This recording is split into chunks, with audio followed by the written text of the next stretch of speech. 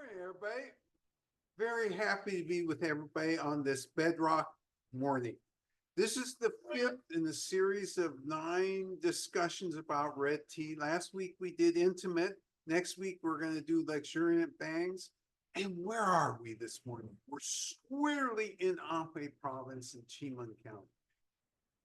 And as we learned last week, there was a refined process from Fujian that was adopted in Anhui in Qimen County. And so that's what we're talking about today. That's the main focus of what we're going to talk about today. In terms of shop news, all of you are wondering when we're going to announce our trip. Should have been this morning, but I don't quite have it together.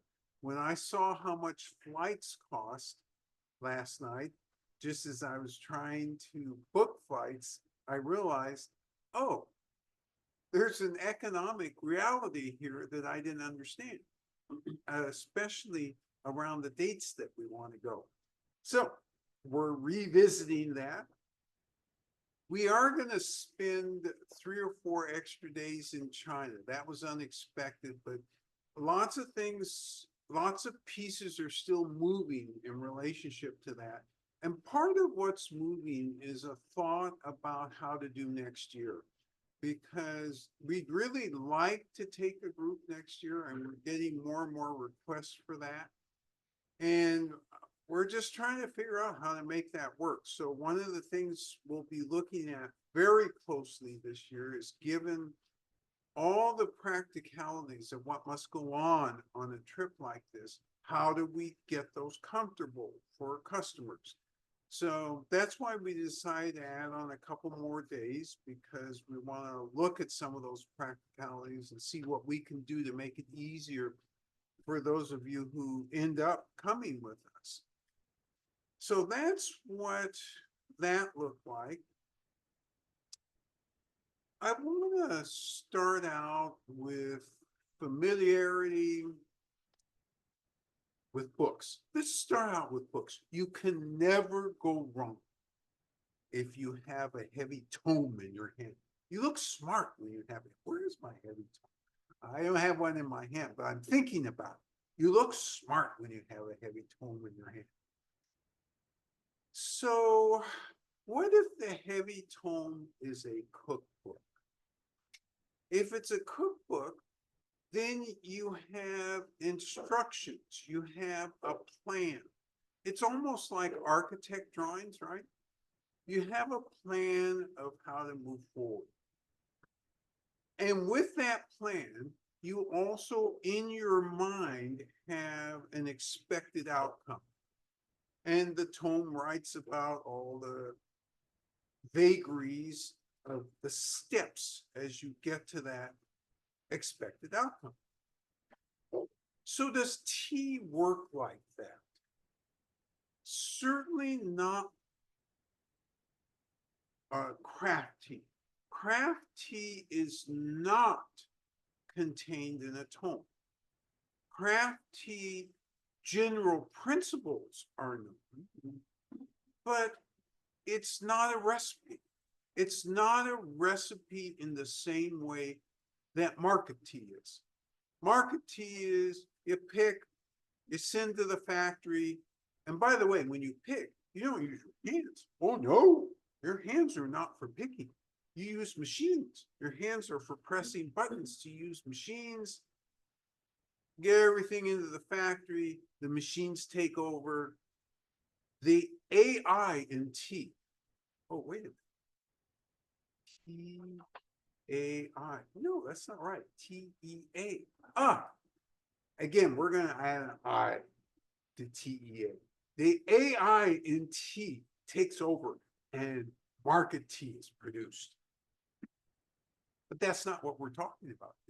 We're talking about a finely crafted tea made in Qimen County. Bedrock. The origin, well, let's not say it quite like that. Qimen County has been producing tea, famously producing tea, for a long, long time, over 1,000 years. green tea for most of that. And then all of a sudden, in the 1860s, starts to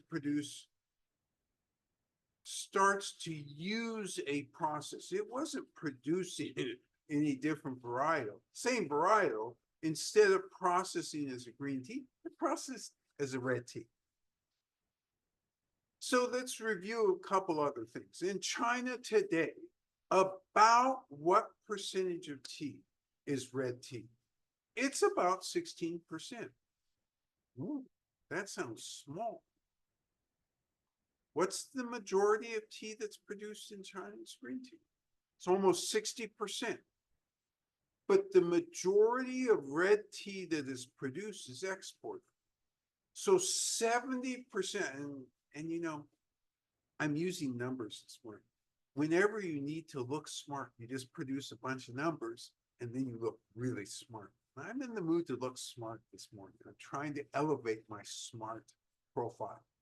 70% of the tea market in the world revolves around red tea. So this is a big export product. It's a big import product. And among red teas in the world, 3 are grouped together as being famously aromatic, famously delicious. One is from China, one is from India, and one is from Sri Lanka. So we got to think about this for a minute because remember, we're talking about Bedrock this morning. And Bedrock, again, belongs to what? It belongs to Qihun.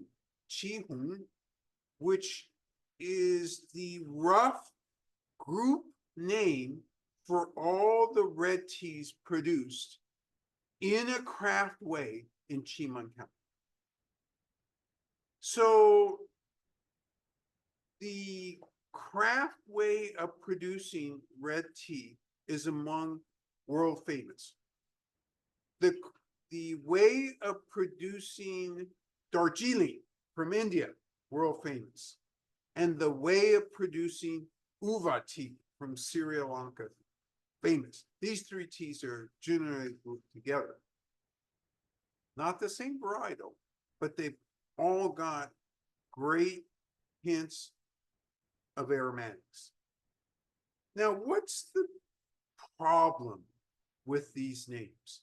So if you go into a tea shop, and let's say you're not going into a market tea shop, you're going into a great tea shop, and you go in and you say, I want Darjeeling.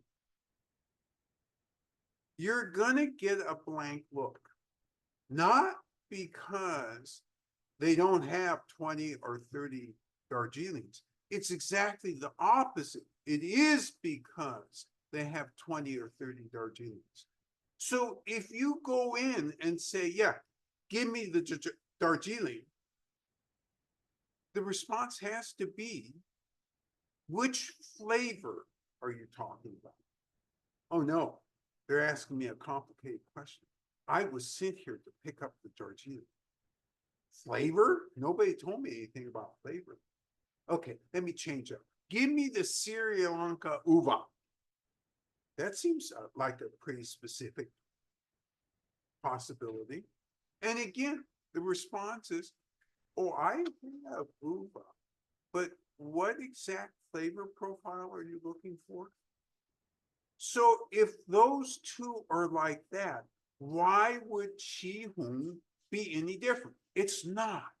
If you go into some place, I want Qimen red. If it's a mediocre tea shop, they'll nod their head, they'll go to the shelf, and there'll be one choice. And it'll be called something. If it's a moderate to good tea shop, it'll actually be called Qihun, and then there'll be another name underneath it. If it's a market tea shop, it'll be Keemun, and they'll just pick that off the shelf, and there'll only be one choice. On the other hand, if you come to Sophie's cup of tea, give me a Qihun. And then you followed up. Give me your best one. I'm going to still be hard pressed because best is in the eyes of the beholder, right? I'll be able to give you 5 or 6 choices, which are all considered in the best light. But if you ask me best, it's just like I go to your house and you've got 5 children. Give me the best child. I want the best child to help me figure out this computer. And in your head, you'll keep the smile pasted on your face, but you'll think to yourself, the best child. No, I don't have a best child. All my children are best childs. Best children's, I know what I'm supposed to say. And one of them happens to be good with computers. I'll pick that one. But that's a judgment. And that's through experience. If I know your taste profile, I will respond with the experience of your taste profile. So this is why it's really important to understand that these generalized titles are just that. They're generalized. They're not specified to the degree that we specify here. You guys are really special because you know that when we talk about these things, let's see, we need to know which mountain, yeah, we have to understand which way it's facing. We've gone through all of these things. You know this. And this puts you in a different category. So we had a customer, by the way, I'm circling around the shop news.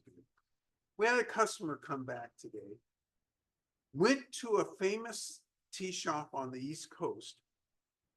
She demonstrated her great knowledge of Cliff teas. And the tea shop owner happened to be there and said, oh my God, would you like to be a partner in this tea shop? Because this person was so comfortable discussing the various types of Cliff tea, just blew the person out of the water. Because the person knew that there are these various types of Cliff tea, but didn't have anybody that they could talk to about it, and actually was overwhelmed by the knowledge that this person brought in the shop. This is all of you. All of you have, you're the 1%ers or the 99%ers, whatever. You know what I mean? Top of the heap who know this stuff. All right, so let's get back to Qimen, and let's get back a little bit more and a little bit longer to history and terminology. Now, last week we didn't do anything about terminology, okay? But we got to do something about that today, and I've already started down that road. But history, I want to review a few more things specifically related to the origin of Bedrock, specifically related to the original processing methodology, which part of it, they use the same methodology, but they don't actually do what I'm about to describe. So we talked about you got to wither this thing. You have a fine pick, a bud and a leaf, or a bud and 2 leaves. You got to wither, then you got to go through the gross processing. Go through the gross processing, which includes withering and then shaping and oxidizing, piling and oxidizing, and then baking. That's the gross processing. And by gross, I don't mean in a negative way. That's just every single tea leaf, whether it's going to be a gift tea or really crummy market tea, goes through those 4 or 5 processes, 0 exceptions. So historically, we got to look at this gross processing for a minute. When they originally were doing the shaping, how was it being done? We're talking about history now. How was it being done? They used to put the tea in these huge barrels, and then they get in and shape it with their feet. This is how this was done back in the 1800s. And this is how it was done for quite some time. And it was only at some later point that they actually started to use their hands to shape. So this is an oddity, a historical oddity, and I wanted to share that with you. When they oxidized, and by the way, you see this mistake over and over again. Last night when I was reviewing and looking at some of today's material, my head cringed several times because they used fermentation when they meant oxidation. So when they used to oxidize, or in the historical oxidation, they pile, they add a little water, and then they cover with a cloth and put it, if it was possible, in the sun and oxidize that way. That's not how it's done now. It's oxidized indoors. It's usually uncovered. It is piled. The main difference in oxidation from from farmer to farmer is amount of time, right? And how high it's piled. Some farmers pile 4 inches, 5 inches, 6 inches high. Some farmers pile a foot high. Some oxidize or go through this oxidation process for 2 hours. Some go through for 4 hours. All sorts of different methodologies exist. That's why you have different outcomes. And these are lineage based. The farmer makes a decision, and then it's in that lineage immutable until somebody comes along and proves, oh no, if you make this little change, there'll be a big change at the end. So that we talked about this last week, the science, the flow of science, particularly since the 1980s, has been very important in helping even lineage farmers learn new things.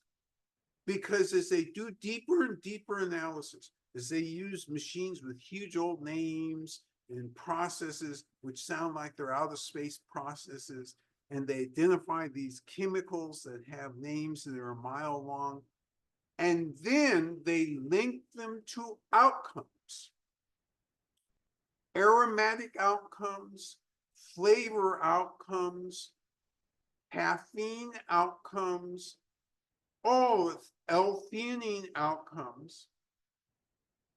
Farmers, my goodness, this sample you're showing me is more aromatic than mine, and I like it. What did you do? Go through that with me again. What did you do? Oh, when we rolled a little extra long, or we rolled harder than how you're rolling, or we baked less time than you baked, or we oxidized at a controlled humidity level. All sorts of variables. You think tea is easy. What can be hard about tea? It's a darn plant. You bring it in. It's just like wheat. You bring it in. You put glyphosate. Oh, is that what you do? You put glyphosate on it? Well, if you're a bad farmer, you put glyphosate on it. That's to, speed up the drying. But if you're a traditional farmer, no glyphosate, you do all the milling, and then you produce flour, right? Very simple, but it's not so simple. And for market tea, where you don't care about subtleties, it's pretty simple. But for craft tea, where you're asking the consumer, hey, let's give me a little bit more of your purse, and I'm going to give you a greater value. I'm going to trade you greater value, greater aroma, greater something in exchange for more of your purse. You focus differently, and you get your workers to focus differently.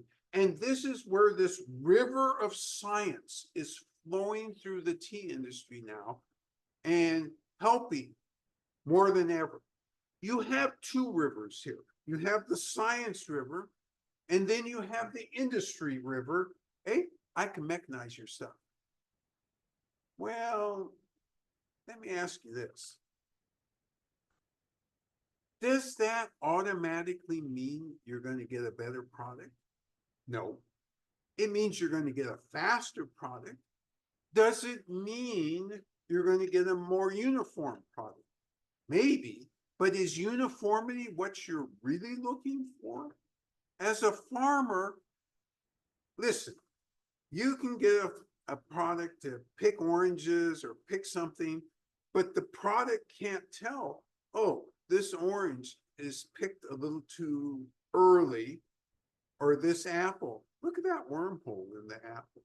You don't have that ability to discriminate. Now, I'm sure that the pickers have all, these mechanical pickers have all, they should be, the new ones should be called Mechanania. You notice the AI at the end?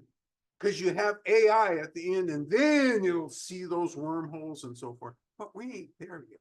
Excuse my, go ahead. Or maybe it's too soon or just not feasible, but have the smart guys at the Science Institute ever done some kind of a study on the different impact of using mechanized processing, not necessarily the pick, but processing of the tea compared to hand processing? Like, is there a consistently different kind of outcome? Great question. So this questioner took what I just said and said, okay, let's say what you're saying is true, that you can't get an even pick with a machine. I accept that. What about if you use machinery in, say, part of the process, say in rolling, for example, where you can control whether it's a heavy roll or a light roll or a medium roll. And yes, you can and have more consistent outcomes.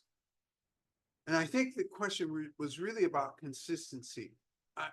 Asking whether you can have better outcomes, to date, what I would say is, well, this is a hard question to answer because you have to define better what that means. More uniform could be seen as better if everything was approximately equal fragrance. And therefore, you got an aggregate of, wow, this is steady fragrance. That could be seen as better.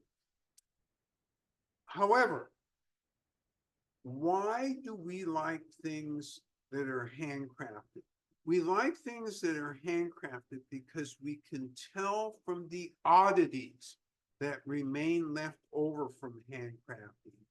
Oh, this is really handcrafted. This is interesting. So there is this push and pull in the tea industry because really they've developed rollers, and you do see rollers at every level. So remember, you've got gift level, you have special level, and you have level 1. So from 3 to 10, you do see the mechanized shapers used. And they're producing, obviously, a good enough quality to get to a 3. 3s are really good. So, yes, you can get that. There's still a judgment. Could you have some sort of uniformity in the oxidation process? You, in fact, do from levels about 5 on down to 10, because it's temperature controlled, it's height controlled, but levels above 5, they're still not doing that.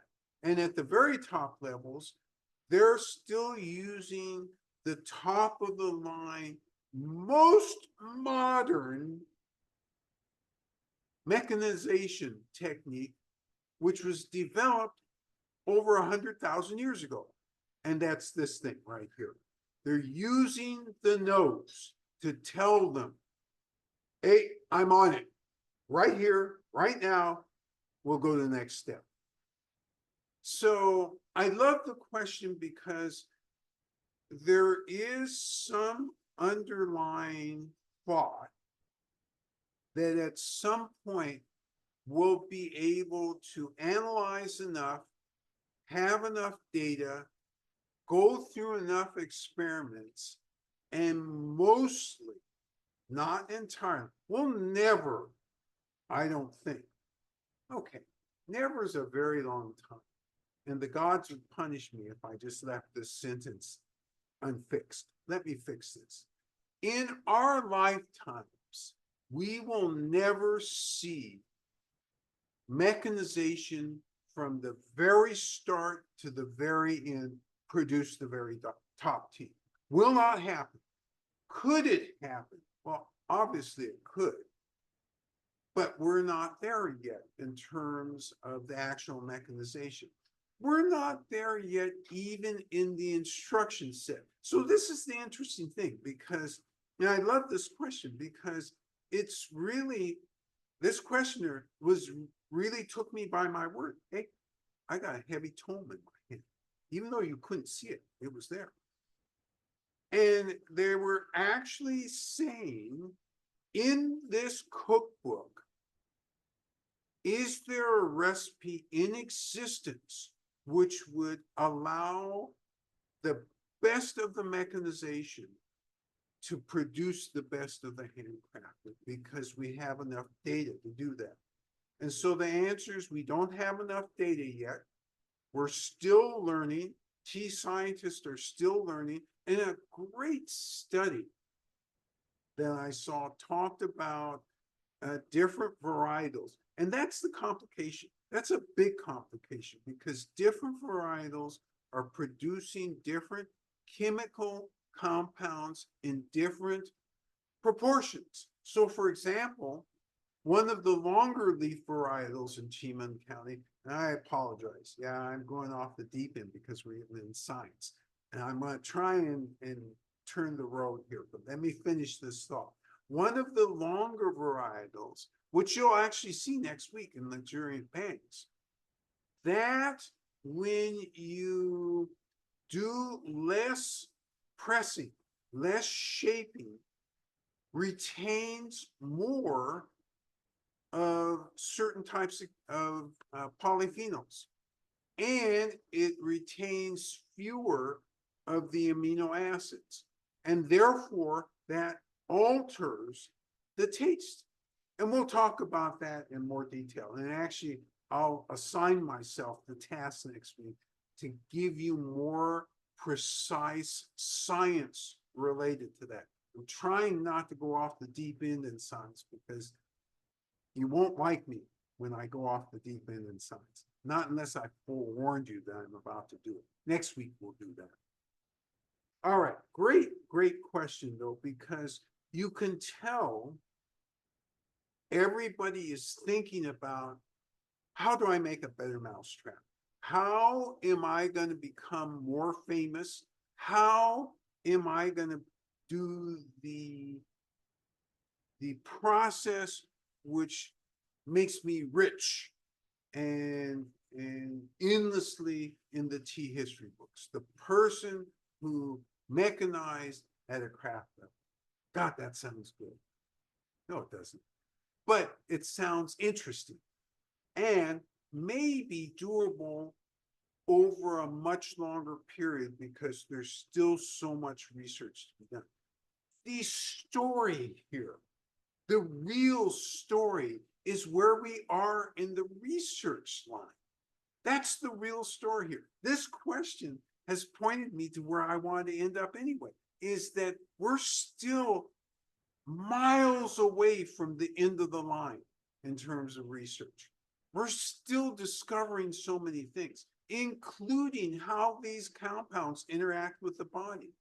At the end of the day, why are scientists doing this? Are they doing this just to discover, well, there's 87 non-volatiles in the tea bedrock that we're going to have today? Did they want to land on 87? No. What they wanted to do is say, okay, there's 87 non-volatiles in bedrock, and 13 of those will make your hair always stay the same color. 6 of them will make your hearing better. They want end results. They're not there yet. They're getting to identify what the compounds are. And as they figure out how they interact with the body, then you're going to see, okay, we don't really want 87 non-volatiles at the end of this process. We would prefer if we only saw 38, because these 38 have all been proven to interact with the body in a way which enhances health, enhances longevity, or enhances something that we want. That's what they want. We're not there yet. Now I can and this question was really a great one, because you can see why, as I talk about these things, I'm trying to point you in the direction where everything is going. All right. Let's see which direction I'm going. It's called late. That's not a good direction to be going. The better direction is to be having a tea master walking towards me who's going to produce a wonderful phenomenon. Then you'll forget about the lateness and all the big words I just used, and you'll focus on the real aspect of what we're doing today. What does this thing taste like? And why am I going to fall in love with it? So, without further ado, or empty words, or big words, or anything like that, let me bring the numinous tea master, Bijou, and she will demonstrate for you how to brew bedrock. Yes, thank you. Happy Chinese New Year. I will write, okay? So today we do write tea too. So Qimen needle. Bedrock. Bedrock. Qi. Qimen, Qihong. Yes, you're right. So this is the John, I think. Okay, normal tableau. And by the way, the fact that she emphasized that she was wearing red, and I looked down, I'm not wearing red. This is not a good thing. This is why I'm an understudy and she's tea master. Normal tableau, 3 cups, and for you, 2 cups is enough. Tea toy and a strainer.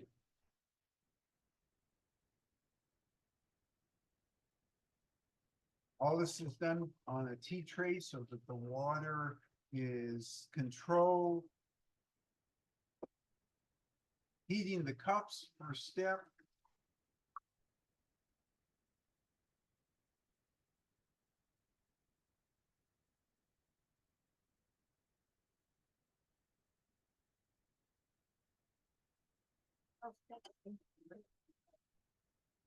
What do you think?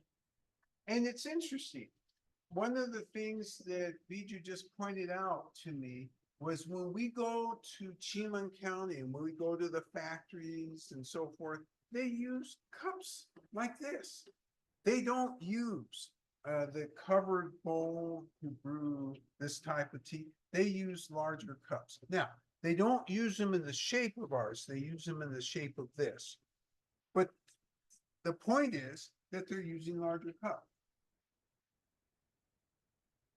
All right, Tea Master is drawing 175-degree water, which is going to dissipate the steam, aerate the water, and heat the cups.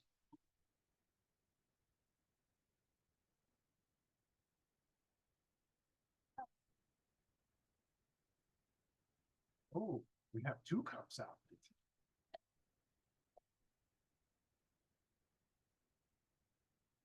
And by the way, I don't suggest you do this at home. I'll It's tell a you bedrock. why. Ah, Yeah, because that cup doesn't have a handle. The reason we use our cups to do this is that handle. because that's critical. 175 is not 212. Nonetheless, if you're unprepared, it's hot, and you grab it, and it's like, oh, and then an accident ensues. In China, where they're used to this, it's not an issue.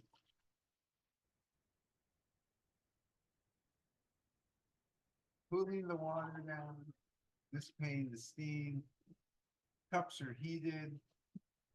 Tea master pulls out the tea leaves, 5 grams.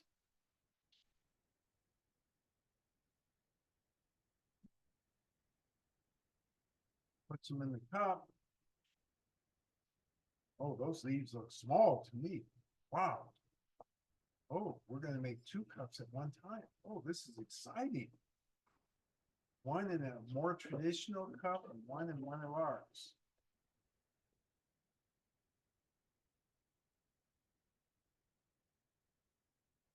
Water back in the kettle so she can control the pour.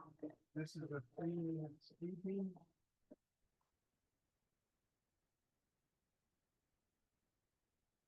It's 2 minutes. Ah, okay. Okay.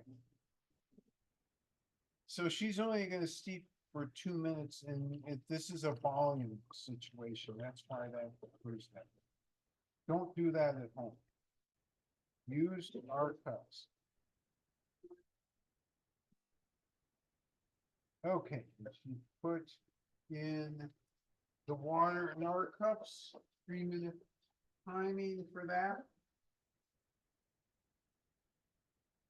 So you just observe something that's really important. When we make the rules are based on volume, and they're also based on concentration of tea leaves within that volume, as well as there is one other factor in this, and I never talk about this factor because it's not relevant to you usually, but it's actually relevant in this discussion because shape. When you have a shape that, by shape, flavors change. And therefore, when we were going through, it took us a year or more to figure out which type of glass cup we were going to end up using. And part of the issue in the beginning was, even though volume was same, you'd get different flavors. And at first we were a little confused by that. But then as we thought about, okay, so the leaves are interacting in the water in a different way because the shape is different. And so these are all things that you don't have to think about because we've already thought about them. We've already experienced them. But that's why when she's doing this type of tall cup, we do it for a shorter amount of time. So I don't want you to think that we're just making up stuff. Okay, that is the taller cup.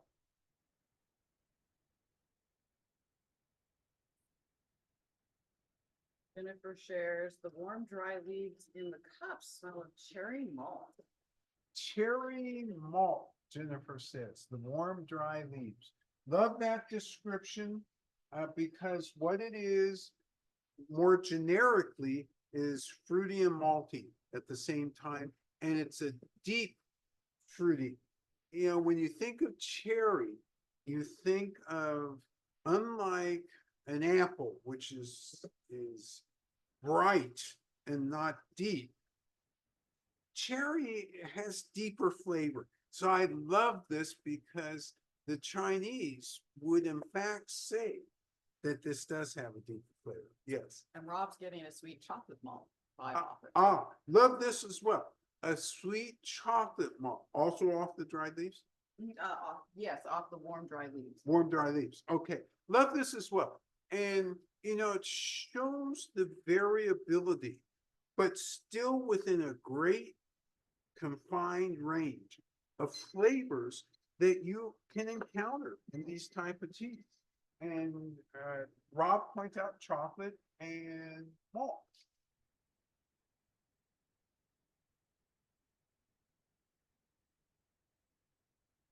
The large cup timer went off, so tea master is separating the tea leaves from the tea water. Okay.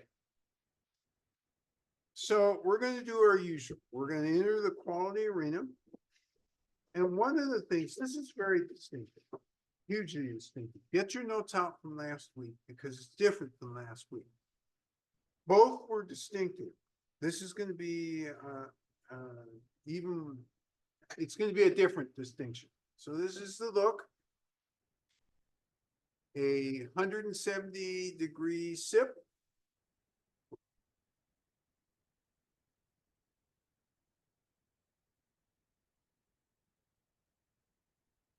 And right away,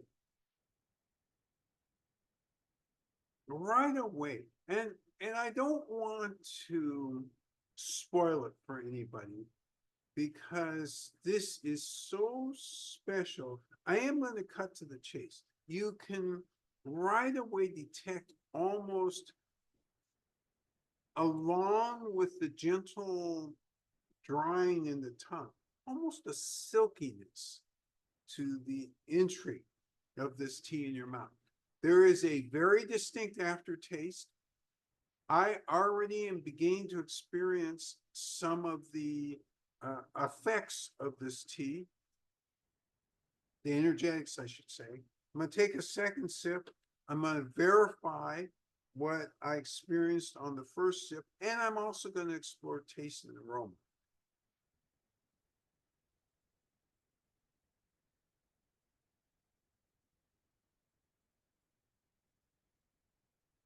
And yeah, there's taste, and yeah, there's aroma, and it's magic.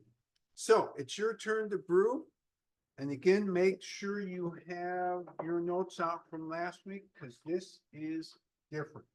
Both are, so as Qimen goes, these are both top teas. The real key here is what do you prefer?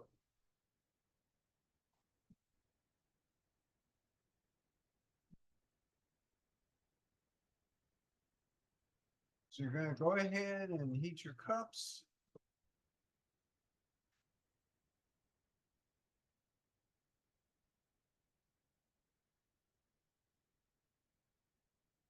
Make sure you aerate the water as you're going to do now, or as you're going to see done.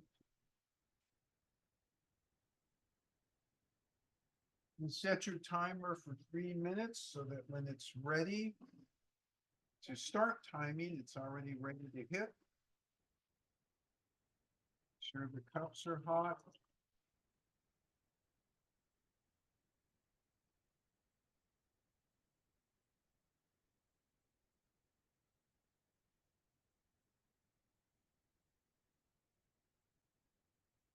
We use 3 cups to speed up the dissipation of steam, aerate the water, cool everything down slightly.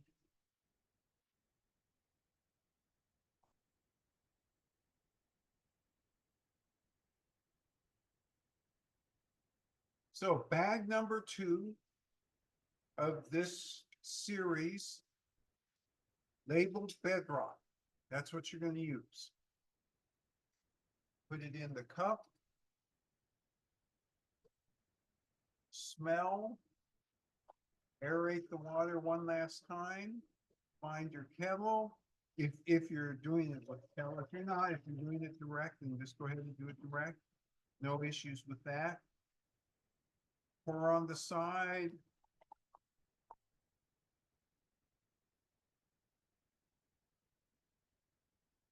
Hit your timer. We're ready to start. So there is one thing I forgot to mention in the very beginning. Yes, and you heat up the recipient cup. And that is, I wanted to thank those of you who over the years have sent articles or pointed out articles. Sue this week called me from Houston and pointed out that there was an article in December in the National Geographic on tea. And several other people have pointed this out.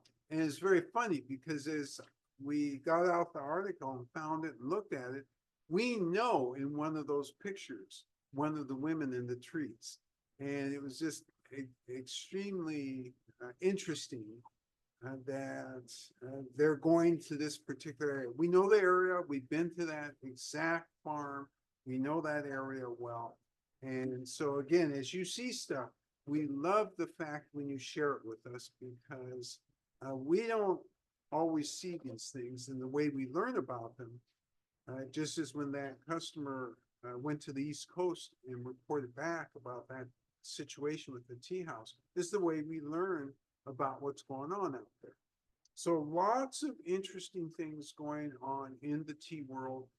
The rest of the world is chasing all of you. And they're chasing all of you because you know all this information already.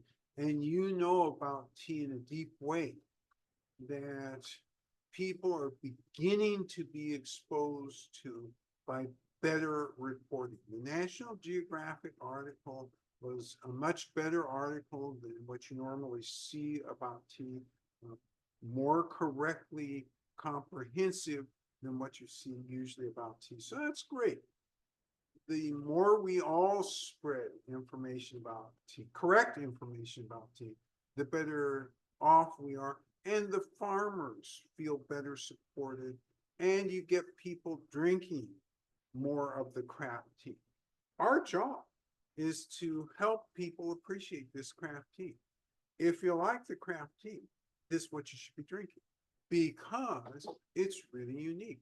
And at some point, either through historical factors, seems less likely, or climate change seems very likely, these teas are going to alter and in some cases go away and go away for good because the amount of it being grown isn't sufficient to stand up to global warming. The amount of this tea that's being grown, in our judgment, is a lot. However, things do happen that you don't expect. All right, your timer went off.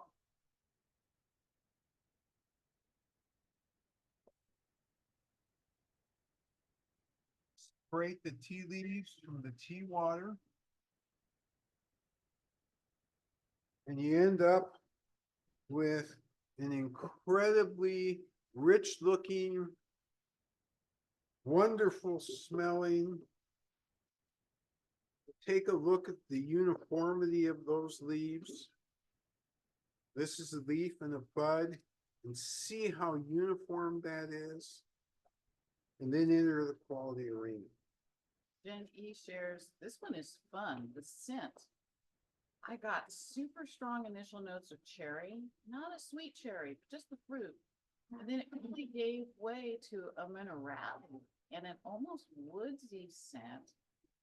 If I clear my nose and go back after a few seconds, I get damp forests by a beach, no fish, just rocky beach, ocean and trees. The taste is warm, woodsy, minerally, maybe a hint of sweetness as a finishing note at the end. The more I taste, the more it's a citrus flavor that develops. It's warm and comforting and unexpected. My only complaint is that it isn't the cleanest mouthfeel, at least to me. Otherwise, I love it. Have a fun. Love this comment from Jen. And let's start with the most important word that she used, and that is fun. You remember, before I turn this over to you, I used the word magical. I think Jen uses that fun word in the same context, in the sense that there's so many things going on with this, including at the beginning, hints of cherry, not sweet cherry, but just cherry fruit, hints of chocolate, moves through, gets some citrus, gets a warming feeling out of this. It's just a woodsiness, and by the way, a very specific woodsy. Forest by the beach without the fish. Love that description because you're talking about woodsy without umami. You're talking about a feeling which is different than some teas give you, that vegetality feeling. That's not what you're referring to here. It's really a woodsy feeling. Another thing which Jen mentioned, which is very interesting because she focused a lot on hints of minerality in this. So this is something we accept as a descriptor for this tea. And yet we probably normally might not use that particular word because of the connotations connected with cliff teas. But I get it because there's the earth. And the minerality here is the earth in this with some vigor, earth vigor in this. Love that description, Jen, and particularly the opening line where you call the fun, because without question, this tea takes you somewhere else. You're not allowed to stay here. You're taken somewhere else and you're seated and said, be present. I'm here and I'm not showing you magic. Peter says, I find this tea powerful, but maturely balanced up front. But as it lingers, and it really does, it instantly invites to more to be revealed. This great comment. Peter says, mature up front. And I like that because what he's talking about is the balance in it. He catches that balance and it's right away. There's no hinting up to the balance. There's no edging up to the balance. It's all there right away. What was the end of that comment? There was something really That good. it instantly, that the flavor really lingers and Oh, it that's right. invites more to be revealed. So it suggests more is coming. The flavor lingers, and better than that, it suggests more is coming. So linking this to Jen E's comment, it doesn't let you sit still. It says, oh no, you and I, we're going to be friends and I'm going to take you someplace real good. Yes. Rob says the steep leaves had notes of florality and leather. Maybe that is a kind of woodsy. The tea water has a sweet round scent with hints of cider.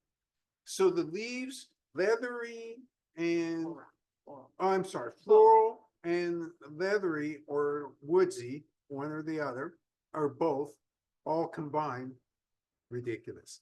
He meant all three combined as the, now I'm confused. And then the tea water has a okay. sweet round scent with hints of cider. Ah, there you go. Smooth, round scent with hints of cider. That's the tea water. And so I love the fact, and I'm going to link this back to Jenny's comment because she at the end said something about citrus. Here, Rob, I think they're tasting the same thing, hints of cider, because you know how cider, especially if part of that cider you're tasting has almost just the barest hint of a clove. There is that suggestion of citrus linked up to that. Great comment. Yes. Jen E adds, and no pine, to be clear, crisp like wet redwood. Got it. Love this clarification. No pine. And why is this important? Because it says two things. First off, it wasn't grown near any pine forest. But more importantly, it says something about the processing, how carefully they process this. And if I have time before the end, which looks like I'm not, next week I'll talk a little bit more about the processing because there is a very specific set of protocols that they follow to prevent the hints of pininess or hints of anything other than what you're describing. So great catch on that.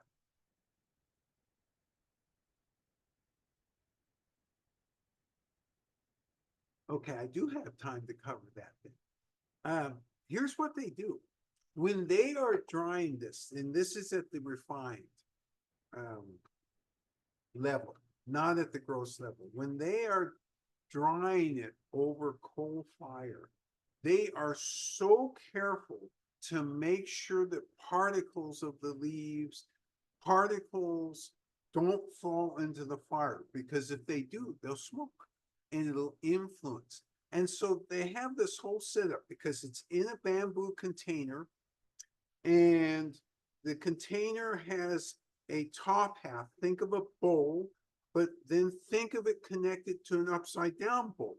So it goes and it's stuck together, and it goes right on top. Say this is the fire, it goes right on top of the fire, and it's there for about 5 minutes as they dry it and let it rest, bring it back, dry it a little more, let it rest. And let me finish off this thought, because this is really important. I was going to get there anyway, but while I have it in my head, talking about terminology and confusion, one of the things that you hear in Chinese terminology is water leaves and wet leaves. Now, I don't know about you. As a Westerner, somebody says to me, I'm going to give you water leaves. You're going to give me water leaves. Okay. And am I going to like this? That doesn't sound good. Or my choice is, I'm going to give you wet leaves. Wet leaves. That doesn't sound good either. You mean the second Steve? What are you talking about? So these are very specific terms related to Qimen processing, but you also hear it in some other areas, specifically in the Wui Mountains, but they don't use that contrast, water and wet, but you do hear water. So when they say water, what they really mean is that the water has been reduced out of the leaves. That's a good thing. You want those water leaves. When they say wet leaves, it has not been reduced out of the leaves. That's a bad thing. You don't want those. Yes. Rob says the taste of the tea water is complex. Sue says it's like sitting in a leather chair in a book-lined room. Complex flavor. Sue indicates that it's like sitting in a leather chair in a book-lined room. And so the point here is that this flavor, if you let it, will take you to a whole bunch of different places. And that's one of the wonderful, magical things about this tea. All of you in some way or another have captured that, because it captured all of you right away. And it captured you in a nanosecond, just as it captured me when, as an understudy with lack of self-control, I previewed and said it was magical, because that was the only word I could think of as it entered my tongue. Yes. Peter says, I experience a nice, soft, even, permeating, calming sense, starting in the upper body especially. Soft, calming, even sense energetically. And I love this comment. And in some way, I almost accidentally previewed it right at the beginning by talking about silky. It goes in so smoothly, and that smoothness morphs over to what Peter's talking about in the energetics. The energetics. So some energetics, they hit you over the head. Some energetics like this work into you, and they work up, and they keep building. And it's a smooth building and a grounding building. Yes. Rob says the tea water produces a kind of sensation on my tongue that's not quite a flavor and not quite astringency. You know, I love this description of the tea water, because I love it so much, I wished I had said it. Because Rob said it produces a feeling of not quite quite astringency. But there's this softness to it, and it's just not quite what you expect. You usually expect an astringency of some sort. And while it's there, it's way in the background. It is not leading. All right. Good. I love doing this tea with you. This is a fabulous, fabulous tea. We love this tea. And in Qimen County, this is a really beloved tea, and especially this one out of the Qimen family. And obviously at this grade, when we've got top of the line grade, it's unbelievable in terms of all the feelings that you get in it. So, as usual, you all did a great job today. Loved your commentary, loved your appreciation. Look forward to doing this again next week when we're going to cover luxuriant banks. To all of you, to a great week this week. Y'all take care now. Take Bye-bye. care. Bye.